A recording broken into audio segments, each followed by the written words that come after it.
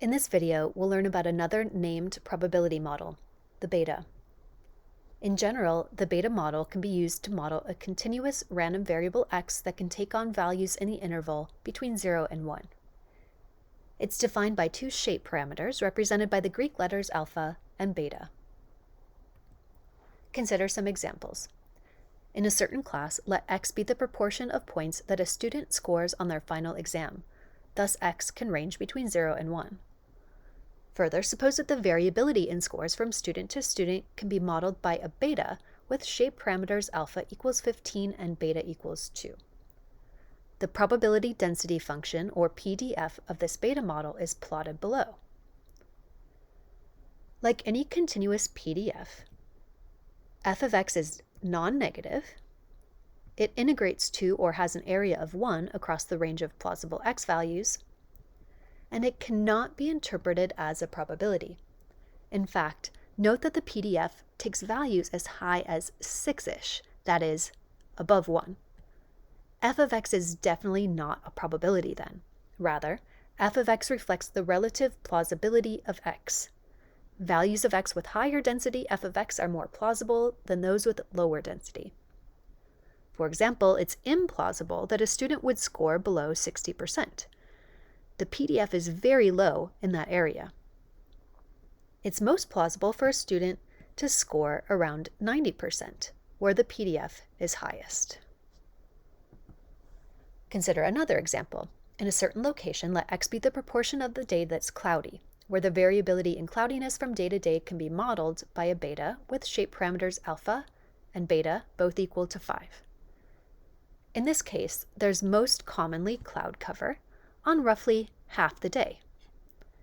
But there's quite a bit of variability from day to day. It's also relatively plausible that the daily cloud cover ranges from as low as, say, 25% to as high as, say, 75%.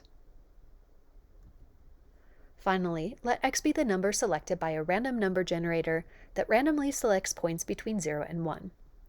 Thus, x can be modeled by the beta with shape parameters alpha equals 1 and beta equals 1. In this case, the flat PDF matches the assumption that x is equally likely to be any number between 0 and 1. In fact, you might recognize that the beta 1-1 model is equivalent to the continuous uniform model on the interval from 0 to 1. These three examples have given us a sense of the beta model under different settings for parameters alpha and beta. The formula for the beta PDF formalizes these observations.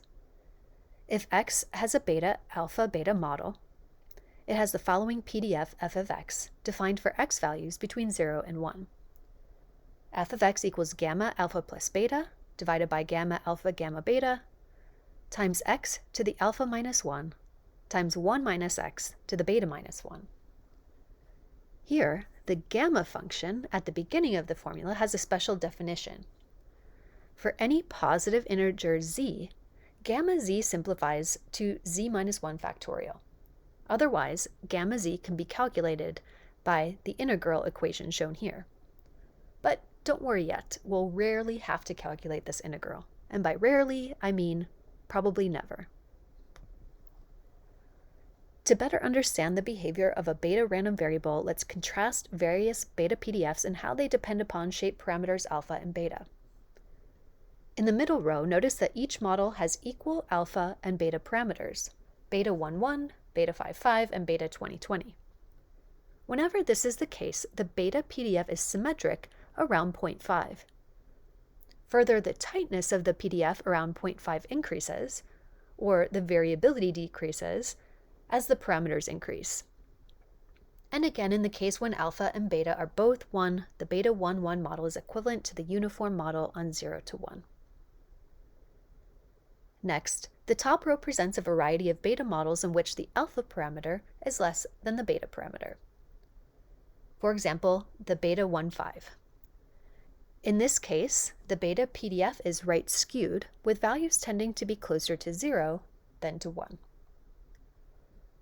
The opposite is true in the bottom row, which presents a variety of beta models in which the alpha parameter is greater than the beta parameter.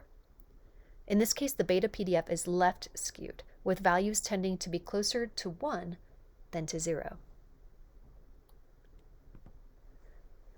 Beyond visual comparisons and evaluations, we can describe various features of a beta model using numerical summaries. For example, the mean or expected value of a beta model is calculated by alpha over alpha plus beta. The means for our beta models are represented here by the solid vertical lines and reflect a typical X outcome for the model. We can also measure typical outcomes using the mode or most plausible outcome X. For the beta model, the mode can be calculated by alpha minus 1 over alpha plus beta minus 2 when alpha and beta are both greater than 1. Alternative equations exist when this isn't the case. The modes of our beta models are represented by the dashed vertical lines, or solid lines when they coincide with the mean. As a measure of the most plausible X outcomes, notice that the modes fall at the values of X at which the PDF is maximized. Finally, notice that some beta models are more variable or spread out than others.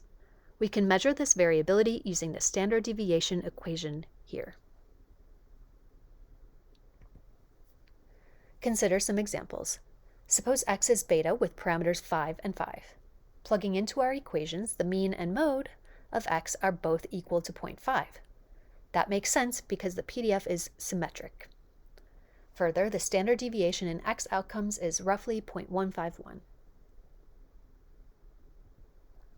By comparison, if X is beta to 2, it's still symmetric, and so still has a mean and mode of 0.5. However, the variability has increased. The standard deviation jumped from 0.151 to 0.224. Finally, suppose that X has a right-skewed beta 3,7 model. In this case, the mean X outcome is 0.3, whereas the most plausible outcome is 0.25. Essentially, the mean is pulled upward by the excess right skew in this model. Now that we've seen the beta PDF in action, let's take a closer look.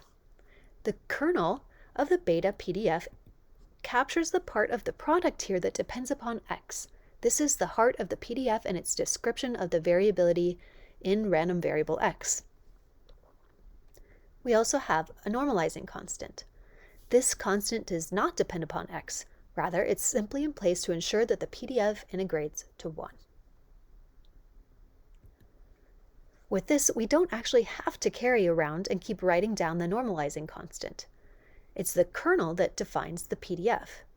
Thus, instead we can simply say that the PDF equals the kernel times some constant, C.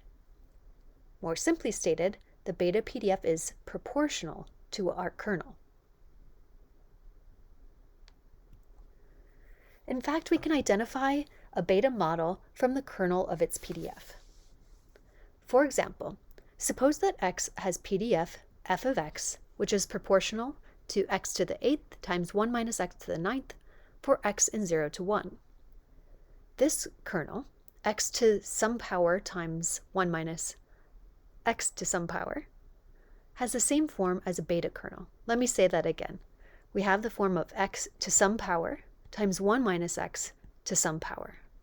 Making the connection more explicit, we can write this as X to the power of 9 minus 1 times 1 minus X to the power of 10 minus 1. But this is a beta. In fact, this is a beta model with parameters 9 and 10. Similarly, the PDF here is proportional to the product of the product of X to some power and 1 minus X to some power, where X can range from 0 to 1. Specifically, X is to the power of 1 or 2 minus 1, and 1 minus X is to the power of 2 or 3 minus 1. Thus, X has a beta model with parameters 2 and 3. The next PDF looks a little different, but it too is the product of X to some power and 1 minus X to some power, where X can range from 0 to 1. In this case, X is to the power of 1, or 2 minus 1. And since 1 minus X doesn't show up here, we can think of this as 1 minus X to the power of 0, or 1 minus 1. Thus, x has a beta model with parameters 2 and 1. If you need some extra convincing, please plug in alpha equals 2 and beta equals 1 into the formula here, and convince yourself that you end up getting back x. Consider the next PDF. Its kernel is the product of x to some power and 1 minus x to some power. However, this PDF is defined for values of x that range from 0 to 100. And since beta random variables are restricted to be between 0 and 1, the corresponding variable x is not beta. Finally, though the kernel here is defined for x from 0 to 1, it cannot be rearranged to be a product of x to some power and 1 minus x to some power. Thus, the corresponding variable x is not beta.